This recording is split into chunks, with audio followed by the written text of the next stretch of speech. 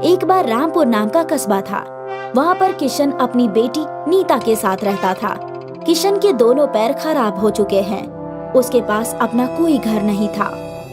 वो एक पेड़ के सहारे से तिरपाल लगाकर उसी के नीचे इस्त्री करते हुए जिंदगी बसर करते थे।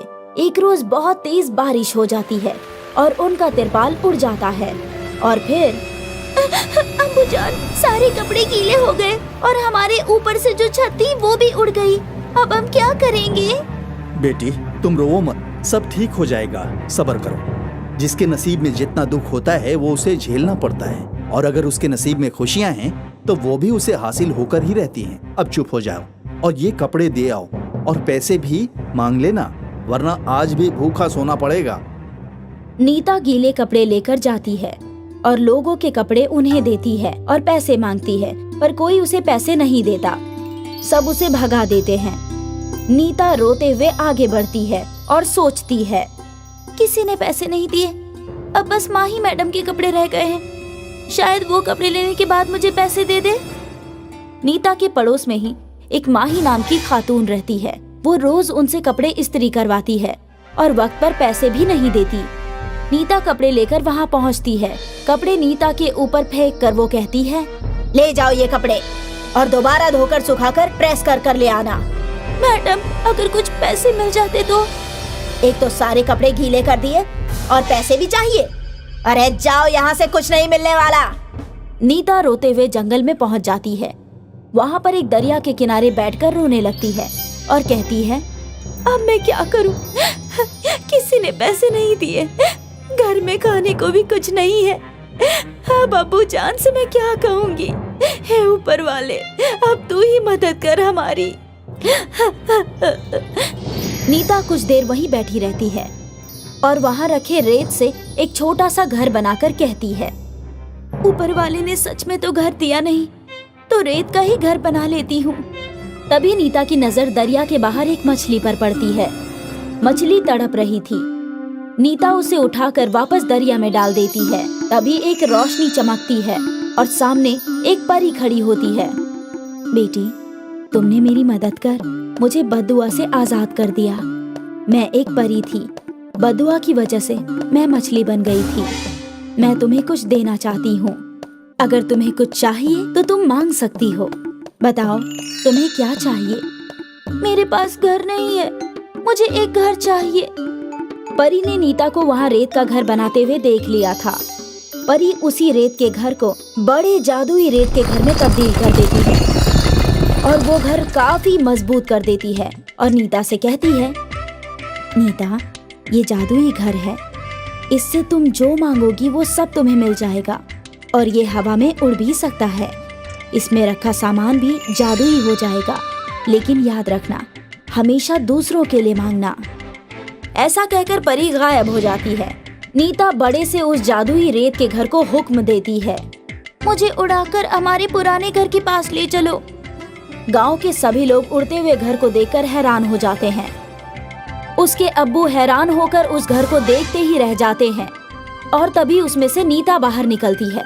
किशन उसे देखता है और पूछता है, ये इतना बड़ा रेत का घर कहाँ से आया तुम्हारे पास, और ये घर हवा में कैसे उड़ सकता है? नीता उस बड़े से रेत के जादुई घर और उस परी के मुतालिक अपने वालिद को सब बताती है।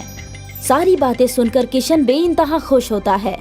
उसके बाद दोनों बिना किसी लालच के मेहनत से अपना इस्त्री का काम दोबारा शुरू करते हैं। अब वो दोनों कपड़े लेने किसी के घर नहीं जाते, बल्कि घर को ही उड़ाकर अपने साथ ले जाते हैं।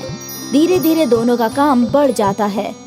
सभी लोग उनसे ही कपड़े प्रेस करवाते हैं। और एक रोज, अब्बू जान, मैं बेहद खुश हूँ। अब सिर्फ हमारे ही नहीं, दूसरे कस्बे के लोग भी हमसे इस्त्री करवाने आते हैं। बेटा, खुश तो मैं भी बहुत हूँ। हमें इसी तरह बिना गुरूर के काम करना है और दूसरों की मदद भी करनी है।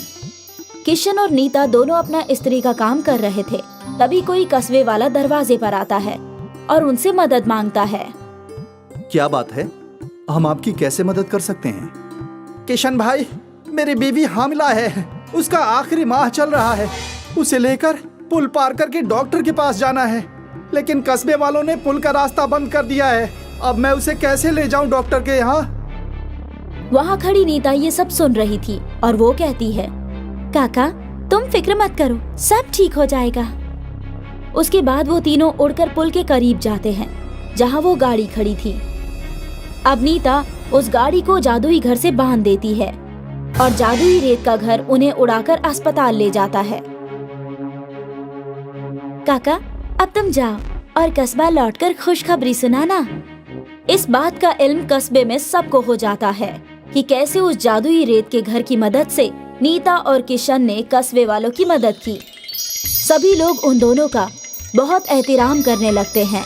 एक रोज उसकी मालकिन माही, जो कुछ रोज के लिए कस्बे से बाहर गई थी, जब वो वापस आती है तो उस घर के मुतालिक सुनती है, बस इन दोनों की तारीफ ही सुन रही हूँ, अब तो मेरे कान पक गए हैं, इन दोनों को मजा चखाती हूँ मैं। उसके बाद माही चोरी से उस रेत के बड़े जादुई घर में जाती है और वहाँ रखे कपड़ों को प्रेस से जलाने की कोशिश करती है, लेकिन सब कुछ उल्टा ही हो जाता है। प्रेस उसी को जलाने के पीछे पड़ जाता है। अरे अरे ये क्या हो रहा है? बचाओ बचाओ, अरे कोई तो बचाओ।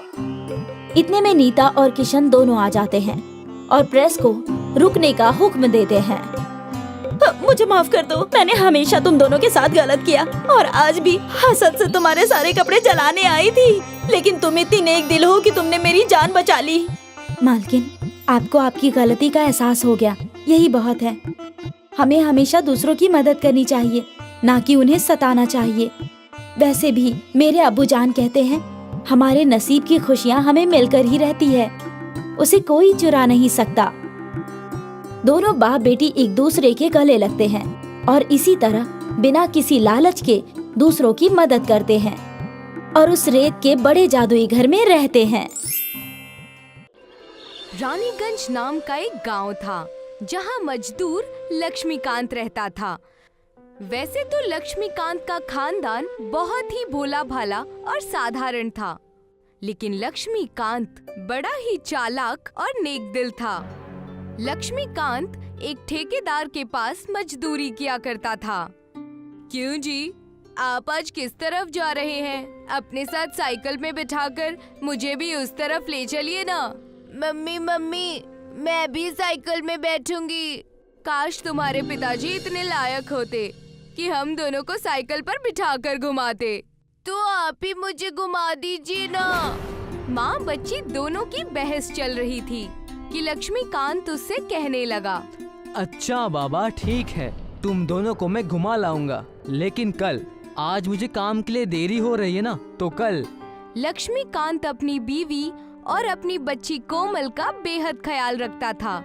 काम के वक्त काम और बाकी वक्त वो अपने खानदान को पूरा वक्त देने की कोशिश किया करता था। लक्ष्मीकांत, तुम मेरे यहाँ 10 सालों से काम कर रहे हो। बाकी मजदूरों की तरह तुम कामचोर और आलसी नहीं हो, तुम मेहनती हो। इसीलिए मैं अब तुमसे मजदूरी बंद करवा कर बस रेत लाने का और उसकी देखभाल करने का काम करवाना चाहता हूँ। जी, जैसा आप कहे मालिक। मैं मजदूरी कर करके बहुत थक गया था। अगर ऐसा आप कर दे तब तो बहुत मेहरबानी हो जाती, और तो और तुम्हें पैसे भी ज्यादा दूंगा। ठेकेदार ने अपने जेब से एक पर्चा निकाला और लक्ष्मीकांत को कहने लगा, इस पर्चे में एक पता लिखा है, वहाँ हमें 10 ट्रैक्टर रेत पहुँचानी है। क्या ये काम तुम कर पाओगे? ये भी कोई बोलने की बात है? मैं ये काम जरूर करूँगा। लक्ष्मीकांत उस पर्चे को लिए जंगल के तालाब की ओर बढ़ चला। मुझे तो बेहद डर लग रहा है, कहीं मैं फंस ना जाऊं इन सब चक्करों में। इस तरह से जंगल में आना और यहाँ से रेत ले जाना मुझ पर भारी ना पड़ जाए। लक्ष्मीकांत तालाब के किनारे पर पड़ी रेती को मजदूरों से भरवाने लगता है और उनसे कहता है, तुम सब तब तक रेत को ट्रैक्टर में भरो, मैं जरा तालाब के ठंडे पानी में नहा कर आता हूँ। जी मालिक, आप ऐसा ही कीजिए, आपके आने से पहले हम सब तैयार रखेंगे। लक्ष्मीकांत तालाब में चला जाता है और वहाँ आराम से पानी में नहाने लगता है। उतने में ही उसके पैरों से एक बोतल टकराती है।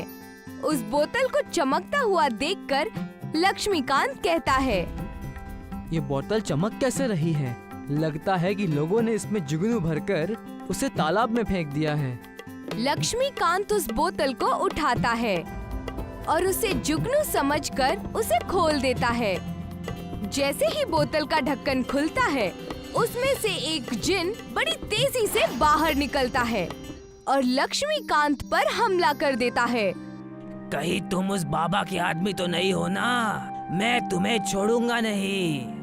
उस बोतल से जिन निकलता देखकर लक्ष्मीकांत की आंखें मानो फटी की फटी रह जाती हैं। जिन, जिन, ये कैसे हो सकता है? और कौन सा तांत्रिक? मैं किसी को नहीं जानता। मैं तो सिर्फ यहाँ रेत लेने के लिए आया हूँ। लक्ष्मीकांत के इतना कहते ही वो जिन उसे छोड़ देता है और उससे कहता है, माफ करना भाईजान, मुझे गलतफहमी हो गई थी, लेकिन तुमने मुझे आजाद किया है।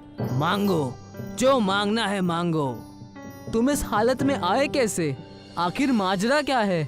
तब बहुत सारी बातें लक्ष्मीकांत को विस्तार से बताते हुए वो कहता है। ये बात कई साल पहले की है, एक मायावी खौफनाक जादू करने वाले उस्ताद की। तुम्हें अगर ताकतवर बनना है, तुम्हारी ताकतों को और ज्यादा बढ़ाना है, तो तुम इस घेरे में आकर खड़े हो जाओ और देखना, बहुत ताकतवर हो जाओगे। क्या सच? मुझे अपनी ताकत का सही इस्तेमाल करके जिन की दुनिया का सबसे बड़ा जिन बनना है। जादूगर ने अपने लालच की वजह से उस जिन को एक घेरे में खड़ा कर लिया और उस पर काला जादू मंत्र तंत्र करने लगा और उसके ऊपर राख फेंकने लगा।